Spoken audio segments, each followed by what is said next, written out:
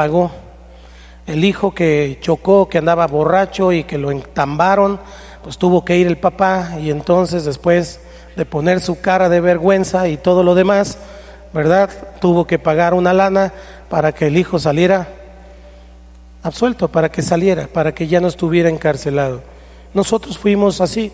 El Señor vino y entonces nos rescató y pagó por nosotros. Sin embargo, la cruz del Calvario también es la base de cada provisión, de todo regalo que Dios nos da. Por eso hemos venido y hemos hecho énfasis tantas semanas con respecto de la cruz, porque la cruz está en el centro de la vida cristiana. Y es de ahí, de la cruz, es esa base, porque otra provisión que el Padre nos da a través del Hijo y por medio del Espíritu Santo, según su voluntad, y quiero subrayar eso, según su voluntad, es la sanidad. Ahora, tiene que estar en la voluntad del Padre. Hay factores que controlan, que determinan si estas provisiones que Dios da de la cruz, la salvación, esa nos la da a todos. ¿Cuántos dicen amén? Pero lo que sigue, que es de la provisión, la victoria, pues esa es por default. No podríamos vivir una vida cristiana sin vivir en victoria. Por eso un cristiano que no entiende y no toma la victoria de Jesús es un cristiano que vive flaco, ojeroso, cansado y sin ilusiones. Es salvo, pero tiene cara de limón. Es salvo, pero tiene cara de palo. Es salvo, pero nunca entiende de qué se trata la vida en Cristo Jesús. Regálale una sonrisa al que está a tu lado para que no piense que eres tú. No vaya a sospechar.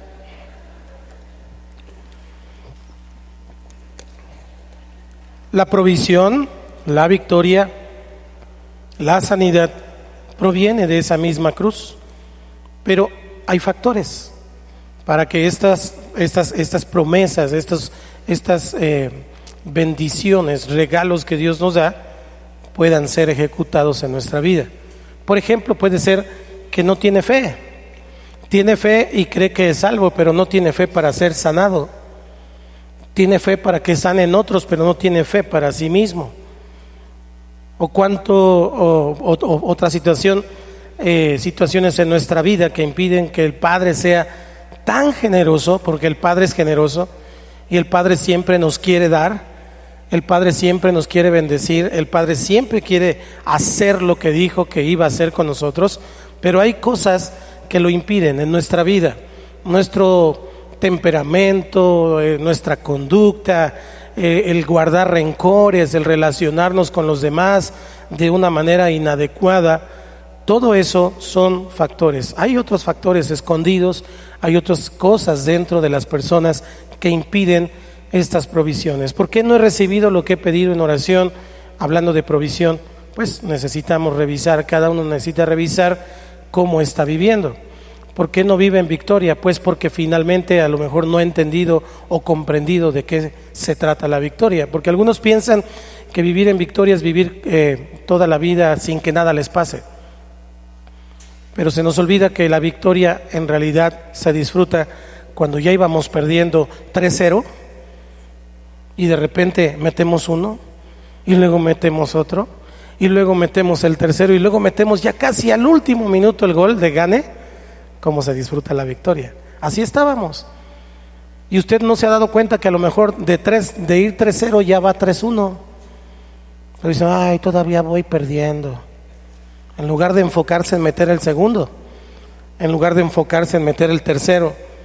Y cuando ya metió el tercero, a lo mejor ya está 3-3, pero ya se conformó, ya vive la vida cachetona ahí tranquila, sin que nada le moleste, no tiene nuevos retos, no tiene una visión de futuro y finalmente dice, pues ahí me estaciono, al fin ya soy salvo.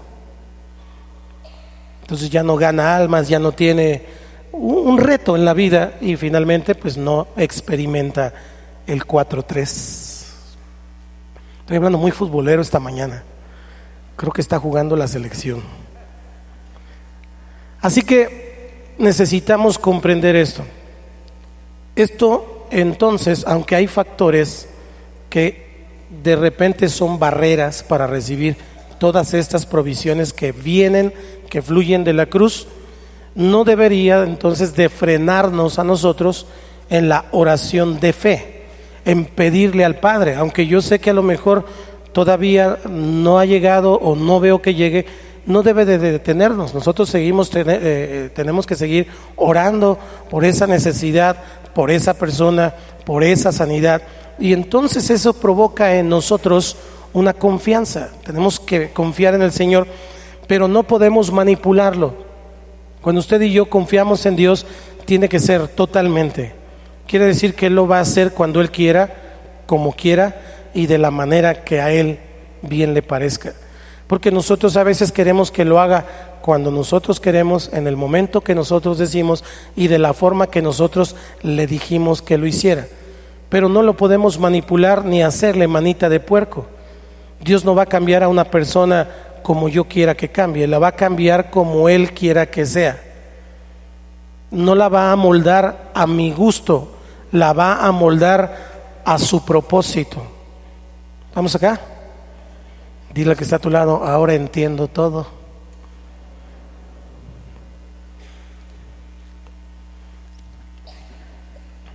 Deuteronomio 29:29, vaya conmigo ahí.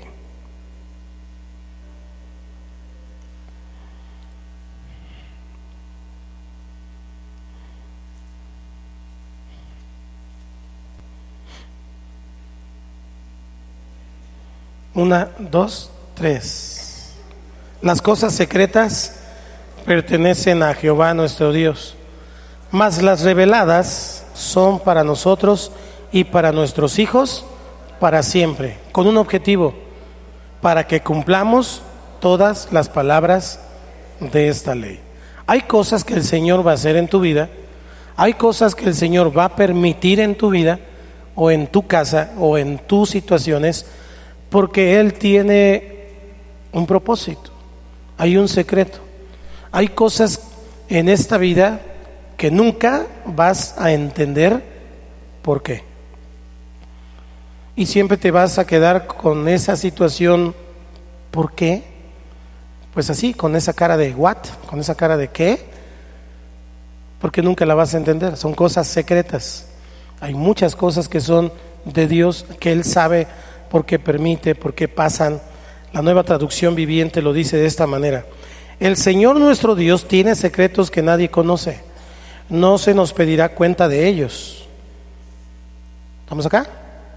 Sin embargo, nosotros y nuestros hijos somos responsables por siempre de todo lo que se nos ha revelado, a fin de que obedezcamos todas las condiciones de estas instrucciones. Debemos entonces entender que hay cosas que Dios va a cambiar, hay situaciones que Dios va a modificar y hay otras que no.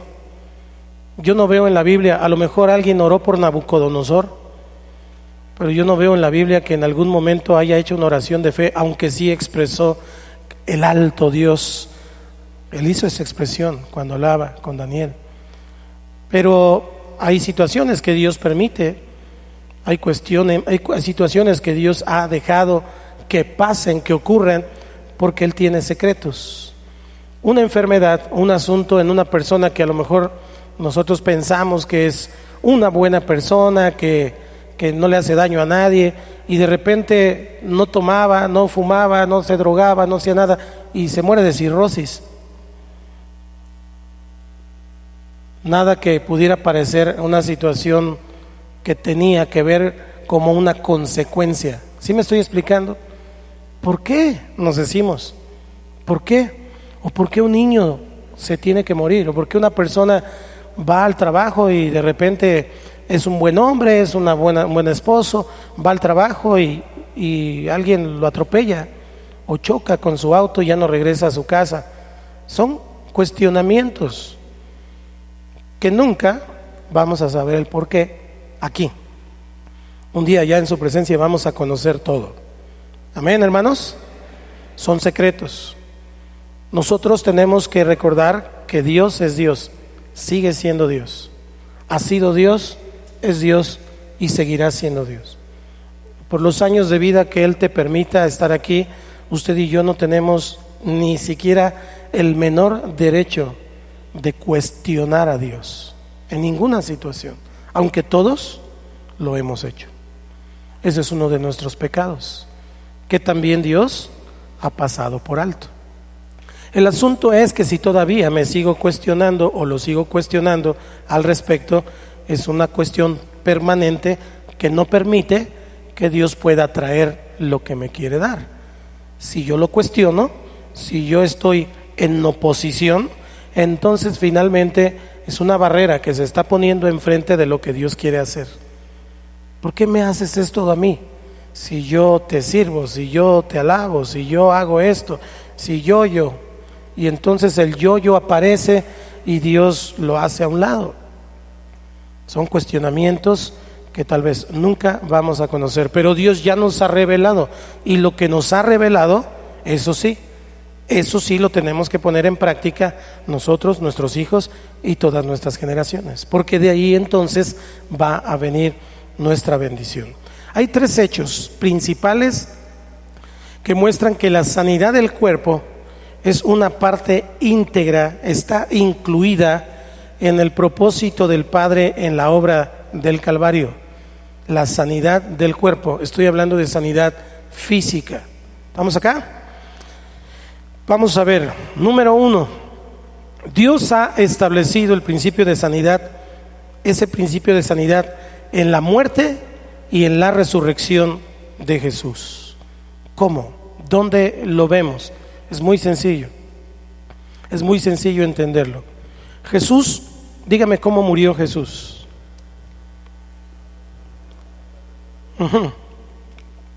Yo sé que crucificado en la cruz. ¿Cómo murió? ¿Cómo estaba? ¿En qué condiciones estaba crucificado? Físicamente. Sí, échale. Si hacemos un estudio médico de cómo Cristo murió en la cruz, y esto es un misterio, es un secreto que nos es revelado. A algunos les es revelado ahora, a otros les ha sido revelado antes. Pero Cristo era un hombre físicamente fuerte, sano. Históricamente miramos que él por muchos años le ayudó a su padre adoptivo José a ser un carpintero, hacía el trabajo de la carpintería, y en ese tiempo no había tantas máquinas, aunque sigue siendo un trabajo muy pesado. Pues en ese tiempo no había las máquinas que hoy usan la mayoría de los carpinteros, y entonces era un trabajo más manual, era un trabajo más físico. Además caminaba y recorría cientos de kilómetros, no había la ruta 20, la 30, la 40 y la 80, no había nada, no había taxis, la gente se mantenía sana, era sano. Pregúntese cómo terminó en la cruz. Pero para saber cómo terminó, recuerde lo que le hicieron, por tu culpa y por la mía. ¿Qué le hicieron? Lo azotaron, lo golpearon, lo humillaron. Piense en el asunto físico, porque estamos viendo lo de afuera,